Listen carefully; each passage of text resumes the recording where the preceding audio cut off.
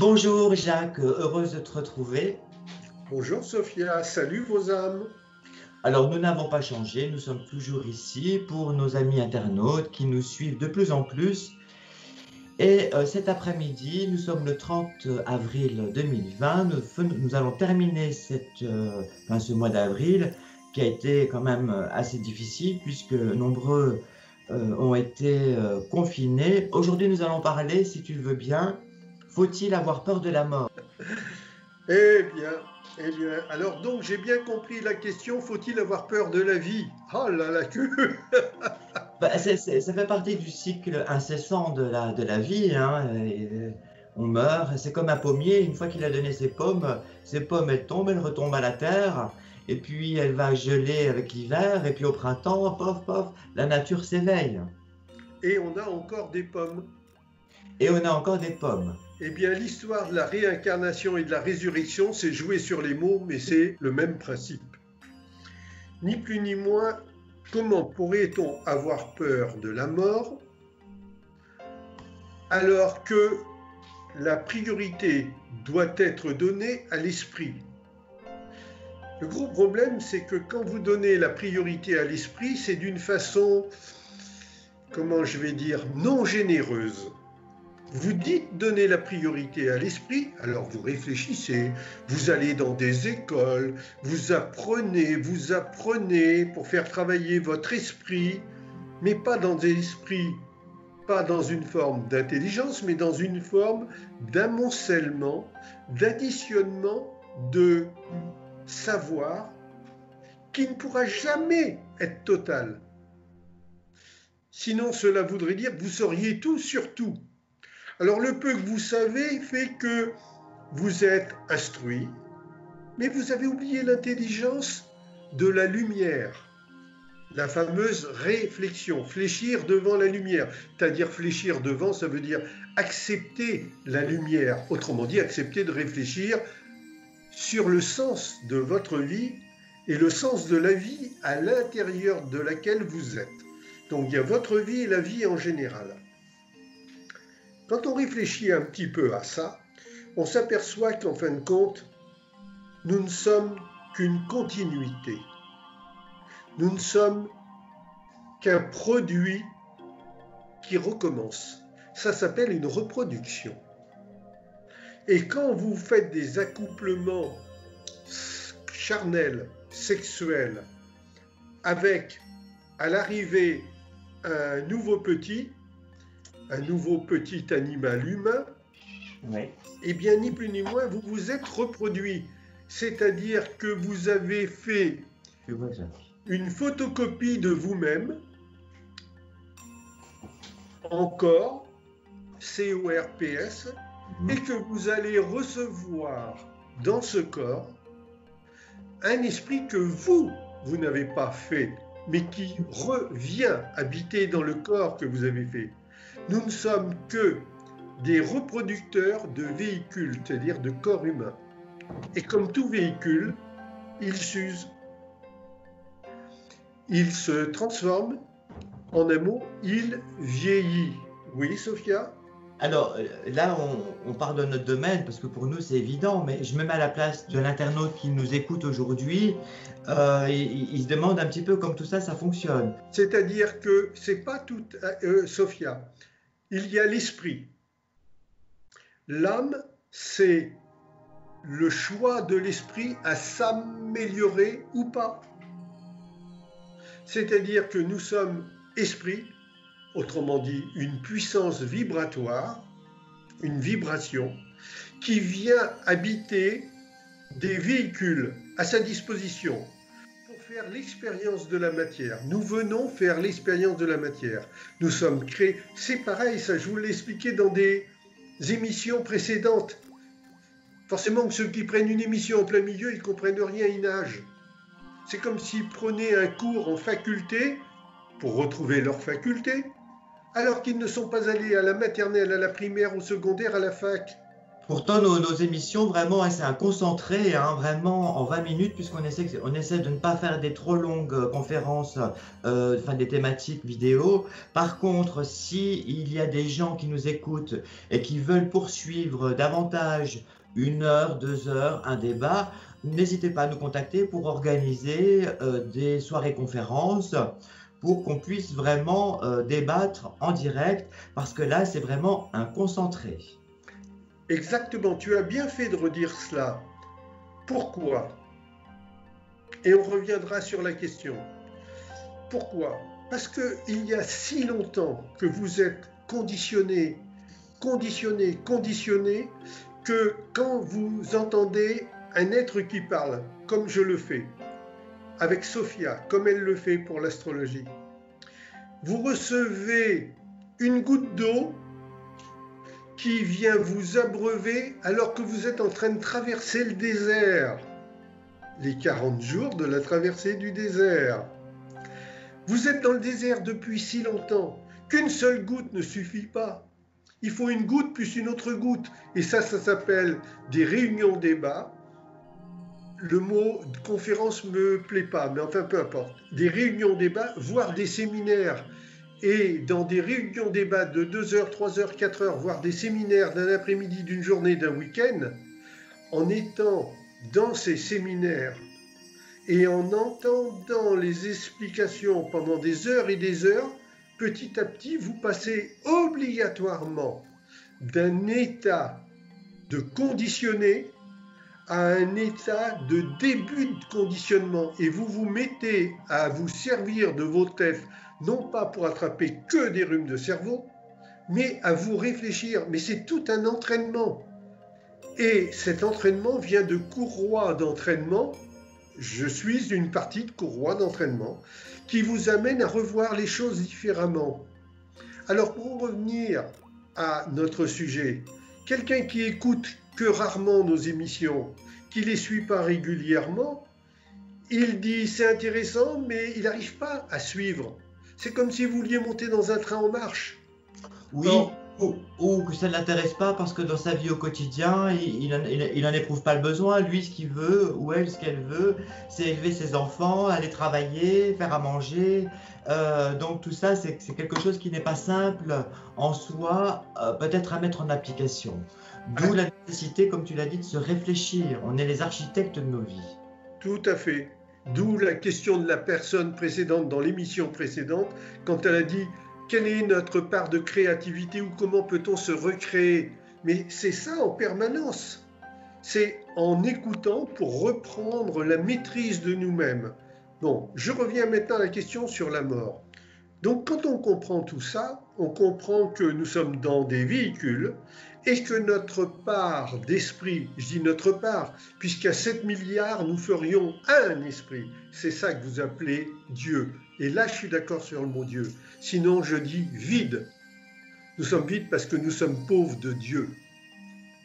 Vide, c'est l'anagramme de Dieu, je vous répète. Hein. Bon. Alors, pour revenir à l'histoire de la mort, c'est nos corps qui vieillissent et qui meurent. Mais nos esprits, nos parts d'esprit, ne meurent pas. C'est ce que l'on retrouve chez un nouveau-né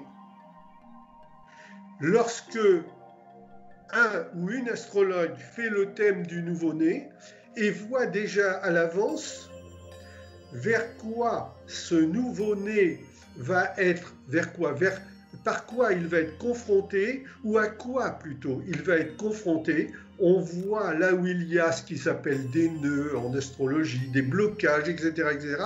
Et là où, dans d'autres thèmes de nouveau-né, ça va être du velours, parce qu'ils n'arrivent pas avec le même niveau. Ce qui ne les empêchera pas, l'un comme l'autre, de risquer de tomber dans la tentation. La tentation de se croire plus grand, plus fort, plus intelligent que les autres. Ça, vous l'avez dans Pinocchio. Et vous allez avoir autour de vous, et ces 2 humains ou ces 7 milliards d'humains de nouveau-nés vont avoir des tas de tentations pour les faire chuter. Mais ça ne veut pas dire qu'il faut se priver de ces tentations. Non, il faut les remettre à leur juste place. en plein été, j'ai un chapeau parce qu'il y a un soleil énorme, tant mieux.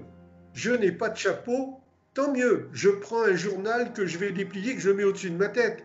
Mais vous vous moquez de celui qui a un mouchoir avec un petit nœud aux 4 carrés, il met ça sur sa tête. Bien souvent, on voyait ça, ou on voit encore dans des pays pauvres, parce qu'ils n'ont pas les moyens d'avoir un chapeau. Vous pensez que c'est un idiot? Excuse, je peux faire une parenthèse si tu me permets, Jacques. Ça m'est arrivé en pleine rue piétonne de voir des gens se moquer d'un sans-abri qui avait eu la créativité de se fabriquer des chaussures avec un morceau de carton et de la ficelle. Exactement. Et il se promenait comme ça et tout le monde le montrait du doigt. Est-ce qu'il y avait marqué Versace, Hermès sur ses chaussures? Non. Oh, il y avait marqué bout de ficelle. Alors, en fin de compte, tout ça nous fait comprendre que le corps, lui, il n'est que en avancée de vieillissement dès la première seconde, et que à terme, c'est pas ce que l'on paraît qui est important, mais ce que l'on est. Et quand on est, on a de moins en moins peur de la mort, parce qu'on a compris depuis longtemps que l'on est quelque part potentiellement mort en puissance, comme on est potentiellement vivant en puissance, suivant que l'on se sert de notre créativité, autrement dit de nos dons, que nous allons traduire en je suis, c'est-à-dire en décidant de changer. Je suis ceci, je suis cela. Et en décidant de se changer, non pas pour descendre, mais pour s'élever, on va retrouver automatiquement une forme de médicament miraculeux qui s'appelle le sourire, la joie de vivre, parce qu'on se sent plus léger.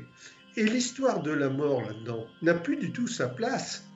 Donc quelque part, nous sommes immortels. Et vous l'avez quand les religieux, à l'intérieur de toutes leurs erreurs, ils disent aussi des petites choses pas mal. Quand ils disent, moi j'ai entendu ça, en tout cas dans certains bâtiments religieux, paix à son âme. Donc l'âme va retrouver une forme de paix. En quoi peut-on être triste que l'âme retrouve une paix en allant vers le soi-disant Seigneur? Mais si on retrouve une paix, c'est que l'on a fini d'être dans une forme de vie infernale, le fameux enfer. Donc la mort, ce n'est qu'une transformation, mais l'esprit est toujours là. Et je vais terminer en vous rappelant ceci. C'est que très souvent, immensément souvent, ceux qui ont été libérés, ce que vous appelez décédés, libérés de la souffrance terrestre, ceux qui ont été libérés, une fois qu'ils sont libérés, vous dites assez fréquemment, tiens, j'ai eu des pensées par rapport à un tel, comme s'il était là, comme s'il m'avait parlé. Je l'ai revu en rêve, je l'ai revu, mais parce que quelque part, l'esprit est toujours là. Moi, je ne suis qu'une continuité d'esprit, d'être qui valait sûrement à être connu. C'est-à-dire qu'à chaque fois, c'est-à-dire que le corps n'est que le réceptacle de l'esprit, ça, on l'a compris. Et chaque fois que quelqu'un est parti, s'est libéré de son corps, libéré. Voilà, comme tu dis, on le pense, il vit encore, on peut, par la pensée, il y a une continuité qui rend les gens immortels. Oui, tout à fait. Par leurs actions, si ça a été un chanteur, on va encore chanter, se remémorer de ses chansons. Donc, ce qu'il a fait dans son incarnation esprit-matière, vibre encore grâce à la pensée et au souvenir. Donc nous ne sommes qu'une continuité de nous-mêmes. C'est pour ça que l'on nous dit « Aimez-vous vous-même pour pouvoir aimer les autres ». Aimez-vous les uns les autres, c'est bien gentil, mais vaut mieux dire « Aimez-vous vous-même pour pouvoir aimer les autres ». Et les autres, c'est des parties de nous-mêmes. En fin de compte, nous ne sommes qu'un, mais qui est divisé à force d'habiter dans des reproductions de corps, qui est divisé en un nombre incroyable immense, 7 milliards à l'heure actuelle, de corps humains, de corps d'animal humain, qui contiennent une part d'esprit. Et là, il va y avoir une lutte entre l'esprit et l'animal humain. D'un côté, il y a le côté pulsionnel, de l'autre côté, il y a le côté réfléchi. C'est pour ça qu'on vous a souvent représenté l'être humain, surtout le mâle, dans un corps d'humain, avec des jambes de bouc et des poils partout sur les jambes et des sabots. C'est l'homme sauvage, autrement dit, c'est l'animal sauvage humain qui, par son souhait de s'élever, va devenir humain, spiritualiste petit à petit. Oui. C'est valable pour le mâle comme pour la femelle, hein, parce qu'on ne se réincarne pas sans arrêt en tant que femelle ou sans arrêt en tant que mâle. Hein. On passe de l'un à l'autre. Hein. Où vous en avez la parfaite reproduction, c'est avec le dessin, la forme représentée par le signe du Sagittaire. Le centaure. Le centaure, exactement, c'est-à-dire un corps, une partie de corps animal, cheval, cavale,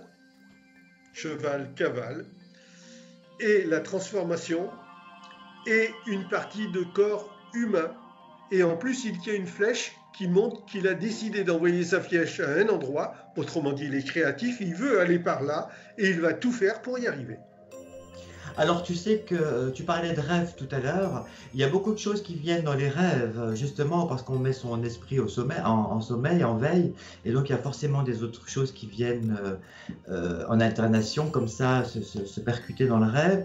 Je rêve beaucoup que je fais du cheval et que le cheval se transforme en humain, par exemple, et je vois des centaures, c'est assez... Qu'y a-t-il à comprendre? Quelle métaphore, qu'est-ce que oui, voilà, parce qu'il y a forcément des signes dans les rêves, tout comme le signe à un moment donné qu'on arrive à voler, on s'envole. Alors, avant d'arriver à voler dans les rêves, on fait déjà plusieurs fois des rêves, on essaie, puis on se casse la figure, c'est comme un bébé qui arrive, il marche à 4 pattes, et avant de se mettre sur 2 pattes, combien de fois il tombe? Alors, heureusement qu'on ne s'arrête pas à la première cascade, parce que sinon on serait tous à 4 pattes. Enfin bon. Il y a aussi, par rapport à tout ça, sachez qu'un rêve est une partie de compréhension. Parce que bien souvent, le rêve se termine et l'on se dit, qu'est-ce qu'il y a à comprendre? Mais attendez, ce n'est c'est comme dans un livre, c'est qu'un épisode. Il faut avoir plusieurs épisodes qui vous seront donnés non pas quand vous voulez, mais quand vous serez prêt à chercher à comprendre. N'oubliez pas, qui ne demande rien n'a rien, donc soyez demandeur. Soyez demandeur de la façon très simple. Que dois-je comprendre à travers ce que j'ai rêvé cette nuit? N'oubliez pas, pour ma part, je dis souvent merci le ciel, parce que le ciel est vers le haut par rapport à la terre. Hein. Merci le ciel, merci donc l'élévation. Que dois-je comprendre? Merci de me faire comprendre la suite. Et sur plusieurs épisodes, vous arriverez à comprendre pourquoi vous avez rêvé plusieurs fois de centaure, puis à une autre fois vous rêverez de ceci, cela, et vous apercevrez à un moment donné que c'est comme dans ce que est appelé les chapelets. Chapelet, c'est pas un chat miaou qui est pelé, non, non. Chapelet, c'est la ficelle et les petites boules qui sont autour. Mais c'est pas les boules comme les gens pensent qui est important, c'est la ficelle qui est un tout.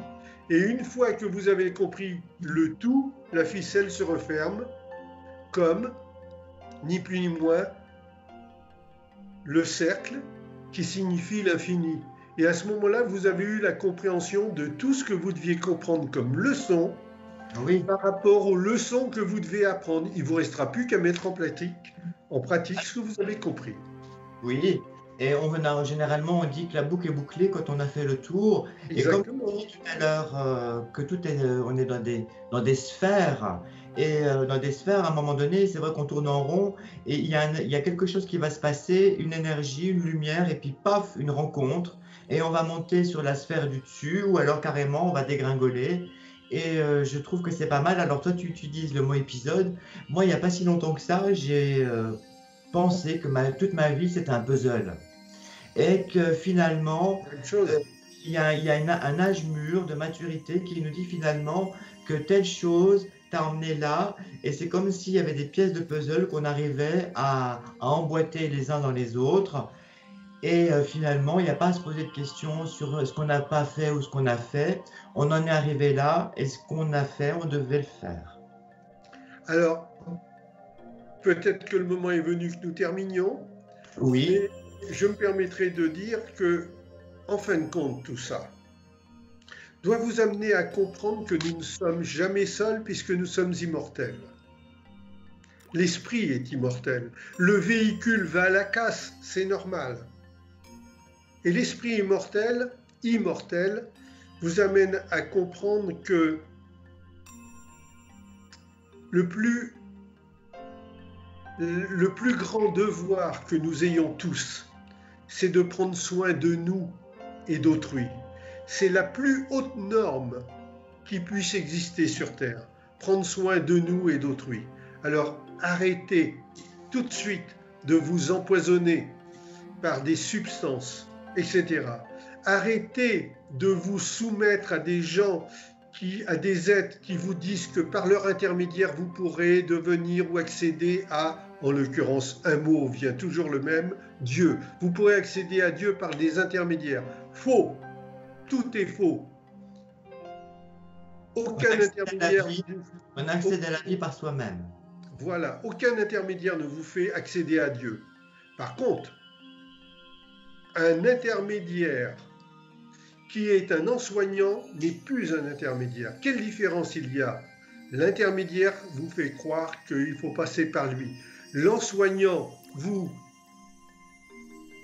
laisse seul après vous avoir expliqué comment faire pour éveiller votre esprit, comment faire pour évoluer, vous améliorer, et il ne fait rien à votre place. Et attention, seulement si vous le demandez. Sinon, ça voudrait dire qu'un enseignant spirituel, autrement dit quelqu'un qui a un niveau d'intelligence éveillé par rapport à l'intelligence non éveillée, cette intelligence éveillée parlerait à tout le monde dans la rue, n'importe où, comme ça, en disant « je vais vous aider ». Mais ça n'a jamais existé. C'est pour ça qu'il n'y aura jamais de sauveur, parce qu'il n'y en a jamais eu. Donc tous ceux qui vous parlent de sauveurs, ils sont en train de vous dire « nous sommes les grands escrocs, regardez comment nous sommes charmants, regardez comment on vous parle avec une voix, douceur ». Nous apprenons ça. Ils veulent essayer de prendre une condescendance alors que la véritable chose, c'est le fluide que nous avons les uns aux autres. Que si nous faisons du mal à quelqu'un, c'est comme si on se faisait du mal à soi-même.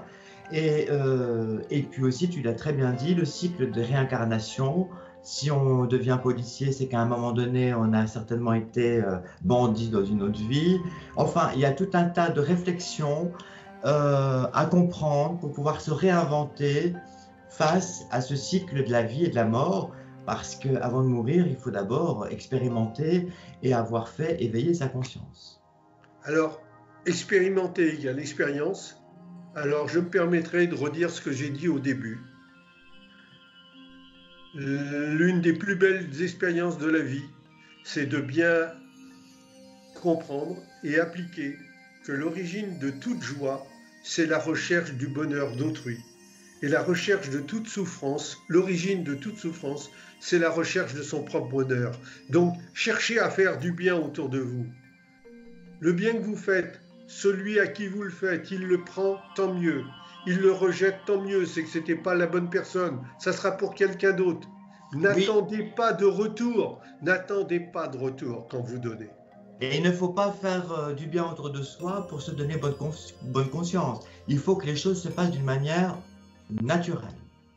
Si on veut se donner bonne conscience et que l'on fait quelque chose dans ce sens-là, on prendra vite conscience de notre erreur parce qu'on va s'en prendre plein la tête de retour de bâton parce qu'on n'aura pas servi, mais on se sera servi. Et il y a jusqu'à pas longtemps, dans l'Église catholique, il me semble qu'il y avait quelque chose qui disait, il y avait les dons d'indulgence, c'est-à-dire qu'on pouvait faire tous les crimes en toute impunité, et il fallait l'indulgence, et bon, on donnait de l'argent à l'Église tout simplement, et on se faisait pardonner comme ça ses péchés, alors que ça va quand même au-delà de tout ça. Ça aussi, c'est un grand mensonge, mais qui malheureusement a ancré les gens À croire que tout s'achetait. jusqu'à les aveugler. Voilà, tout à fait, À exactement. croire que tout s'achetait. Mais c'était pas autrefois, c'est toujours aujourd'hui. Je me Ouais. permets de vous rappeler que il y a, il y a une personne qui s'appelle Caroline de Monaco. Il y a quelques dizaines d'années en arrière, elle a souhaité divorcer. Ce n'est pas admis par l'Église. Mais avec un don, elle pouvait. Comme d'autres, c'est les offrandes aux religieux, qui ne sont donc pas des porteurs de lumière, mais qui sont ni plus ni moins des intermédiaires, en tout Oui. cas. Mais bon, tu sais, les gens, tu sais, Jacques, les gens ont la mémoire courte. Et à Oui, l'époque des Borgia, il y avait quand même pas mal de choses qui se passaient. Même Lucrèce Borgia, je crois, la fille du pape, a pu divorcer dans ces circonstances à cette époque-là. C'était assez incroyable. Enfin bon, tout ça, ça fait partie d'un autre débat. On pourra aussi revenir sur le karma et sur le rêve, parce que j'ai vu que c'est aussi un sujet qui peut passionner. Bon, en tout cas, merci à toi, Jacques-Christian Roy. C'est toujours un énorme plaisir. Bonne fin de journée, puisque demain, nous serons le 1er mai, c'est la fête du travail. Alors, bah, ma foi, bon week-end. Et puis, comme toujours, pour nos amis internautes, n'hésitez pas à faire vos commentaires ou à nous contacter et à nous contacter si vous avez des choses à nous transmettre. Merci beaucoup et puis passez une bonne fin de journée. au revoir à tous. Salut vos âmes. Merci Au Sophia. revoir Jacques, merci à toi. Au revoir.